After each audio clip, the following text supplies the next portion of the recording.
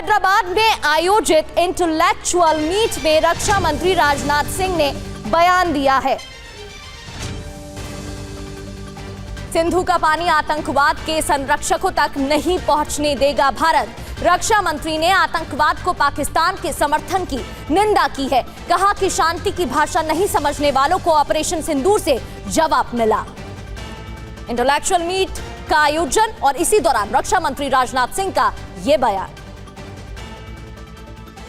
उन्होंने कहा कि सिंधु का पानी आतंकवाद के संरक्षकों तक नहीं पहुंचने देगा भारत।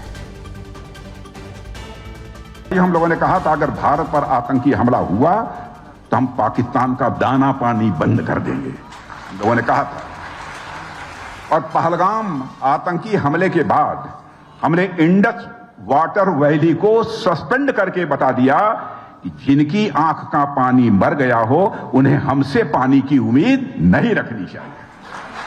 जिनके आंखों का पानी मर गया हो उन्हें हमसे पानी की उम्मीद नहीं रखनी चाहिए।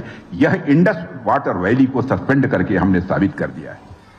आतंकवादियों के संरक्षकों को और मानवता के दुश्मनों को हम अपनी सिंधु का पानी नहीं जाने देंगे। बहनों भाइयों, दरअसल पाकिस्तान में हो सकती है पानी की कमी। भारत में चेनाब ब्यास प्रोजेक्ट पर काम में तेजी ला दी गई है। हिमाचल प्रदेश के लाहौल पहुंचा TV9 भारतवर्ष। चंद्रा नदी को ब्यास नदी की ओर मोड़ा जा रहा है। इसको लेकर काम में तेजी लाई गई है और इसी कारण पाकिस्तान में पानी की कमी आ सकती है। इससे जुड़ी एक रिपोर्ट देखिए।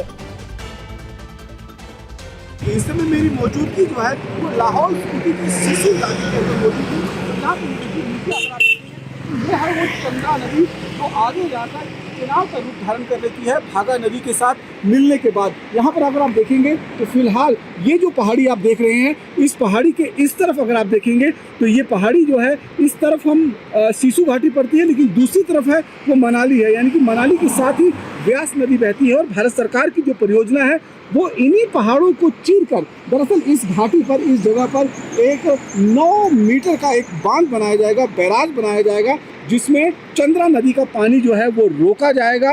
वो रोकने के बाद एक पनबिजली परियोजना भी शुरू होगी और उसके साथ साथ में इन पहाड़ों के बीच में करीबन 8.5 किलोमीटर की एक टनल बनाई जाएगी और उस टनल के माध्यम से चंद्रा नदी का जो पानी है उसे ब्यास नदी में डाला जाएगा और ब्यास नदी हिमाचल से होते हुए पंजाब और फिर राजस्थान की तरफ जो है वो रुख कर देती है। और इसी तरीके से इस पानी को जो है, जो चेनाब नदी का पानी, जो चंद्रा नदी का पानी है, उसको अब ब्यास नदी में डालकर राजस्थान के उन इलाकों तक सिंचाई का तैयारी की जाएगी जो अभी सूखे हैं, जहां पर पानी की कमी है, जिससे खेती नहीं हो सकती है। तो एक बड़ा झटका जो है वो कहीं ना कहीं भारत सरकार की तरफ से पाकिस्तान को देने के लिए तैयारी की गई है। 2600 करोड़ से ज़्यादा की ये लागत जो है परियोजना के पूरा हो जाने के बाद न केवल पाकिस्तान को जो पानी जाता था उसे रोका जा सकेगा, बल्कि साथ ही साथ में भारत के लोग भी अब चेनाब दरिया का जो पानी है उसका इस्तेमाल अपनी सिंचाई के लिए कर सकेंगे।